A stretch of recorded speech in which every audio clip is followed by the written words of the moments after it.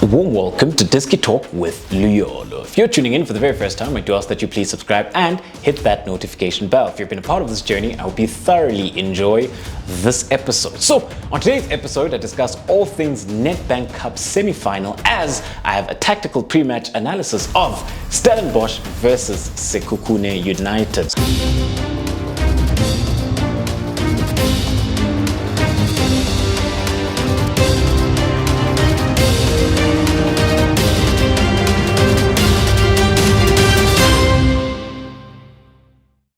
So when you do have a look then at this encounter then, we do have two teams then which in the past couple of months have been doing very well within the DStv Premiership and within the Nedbank Cup as well. So coming up then into this tactical pre-match analysis, the blue team will represent Stellenbosch and then the red team will represent Sekhukhune United. So when you do have a look at Stellenbosch then, they have been playing then with a 4-3-3, but they can also then play with a 4-2-3-1. But coming up into this encounter then, I do foresee them then playing then with a 4-3-3. So when you have a look at it then, in goals, they do have Sage Stevens. At left back, they do start with Bazadine. As the left-sided centre-back, you do have Sibia. As the right-sided centre-back, you do have Makanya. And then at right-back, you have Dino van Rooyen, who is the captain. And then when you move on then, right along, within the heart of midfield. So at the base then, as a lone pivot, you've got Mtetwa, you've got Jabbar, and then you've also got Mkaka as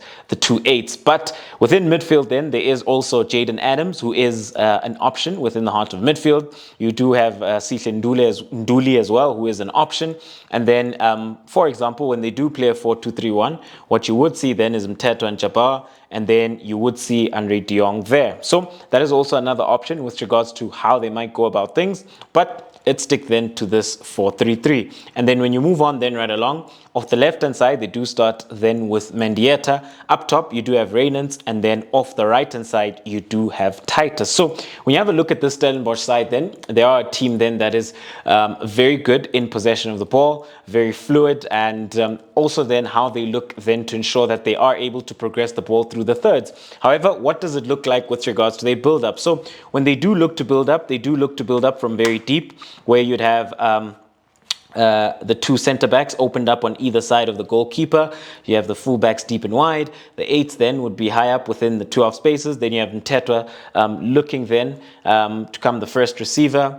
And that's what then you would have with the Stellenbosch side with regards to how then they'd be looking to build up. They would be looking then to open and institute this 2-3 build-up, where you got the two centre-backs, you got the three and the two full-backs, and then the defensive midfielder in Mtetwa. But there are a side then that can also then look to play off the second ball, where then they do look to build up either from the wide area or they look to go long and then look to play from the second ball. However, when you move on then, right along then, when you do have a look at the Stellenbosch side then, when they are further up the pitch, what do they look like? So further up the pitch then, when you do have a look at the Stellenbosch side, what you would see a lot of the times then is that you've got two fullbacks then in Bazadine and Van Rooyen, who are very good then at offering width and going forward, but more so Bazadine because then of the technical profile that is Mendieta with regards to him looking then to always look to cut in and drift in and looking then to occupy that half space and central pockets of space further up. Whereas on the right hand side then you do have Titus, who then tends to hold the width a lot more.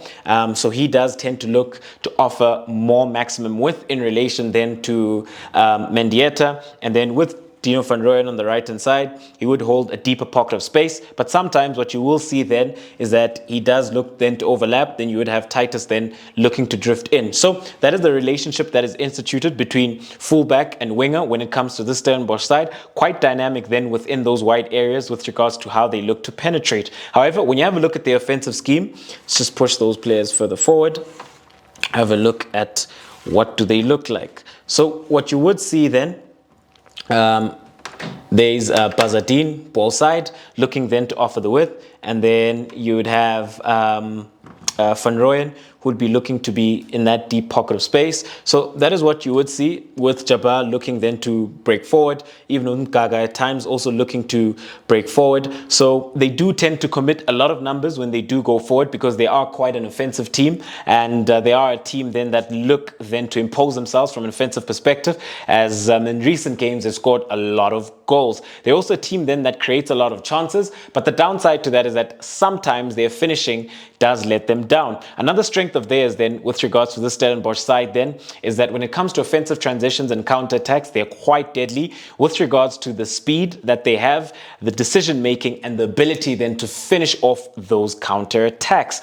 Also then, when you also consider their quick combination passes within tight pockets of space. So what you do see then from Mendieta, Rayners, Titus, you also have Mkaka there. They're very good then at interplay within these tight pockets of space where they are able to break into the box. So they've had a lot of combination plays that do result into goals. Very good then in very tight pockets of space in and around the box with regards then to how they look to penetrate and eventually then score that goal. When you have a look at their key players then, this Stellenbosch side do have two key players. You do have Mendieta then. When you have a look at Mendieta then, he is their playmaker. So he does start within the left wide channel. When he does start within the left wide channel, he is a player then that does tend to drift within that half space and look to drift into the box as well. A player then who's very creative, very skillful, very aggressive as well with regards to how then he imposes himself. And then when you have a look at Rayners, this has been a man in great form with regards to his goal scoring form. Scored a lot of goals.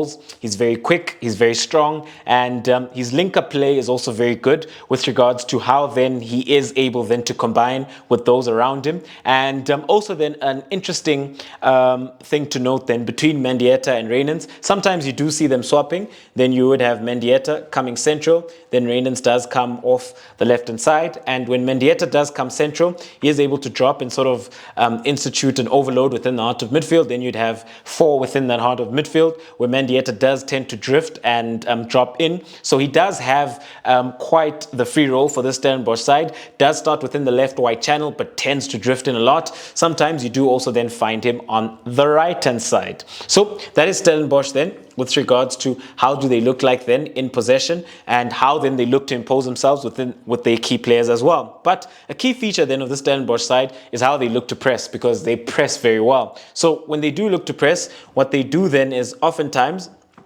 if they do play with this 4-3-3, they do tend to press with a very narrow front three, where then you'd have Titus there, you'd have Rayners, and then you'd have Mendieta. That is what they look to press like. Very, very good then with regards to pressing, as that was a key component and a key feature of what ensured that they were able then to overcome Mamelodi Sundowns then within the quarterfinals of the Nedbank Cup to find themselves then within the semi-final. So when you do have a look at them without the ball, what do they look like? So this Stellenbosch side then, without the ball, this is the shape then you would see from the Stellenbosch side when they would be looking to sit either in low or mid block. Then that is the shape then that you would see from this Stellenbosch side, and can become somewhat of this 4-5-1 or 4-1-4-1 with regards to the shape.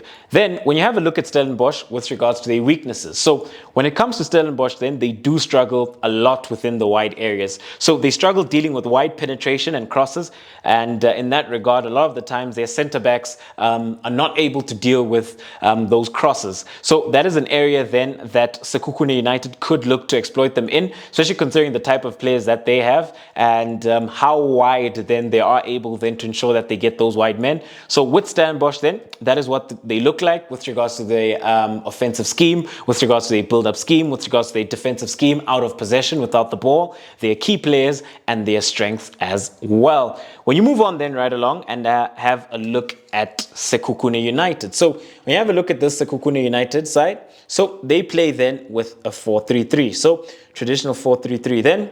That is what the shape looks like. So we have a look at it then. In goals, they do start with Sangare. At right back, they do then start with Niomobi. And then as the right-sided centre-back, you do have Jema. You've got Cardoso as the left-sided centre-back. And then at left-back, you then have Ntiantia. So that is Stellenbosch then. That is Sekhukhune United, rather, with regards to their defensive line. And then within the heart of midfield, you've got Mokotjo. Then you've got Ngube. you do then have Semisiabi, and then off the right hand side you've got Mkwana.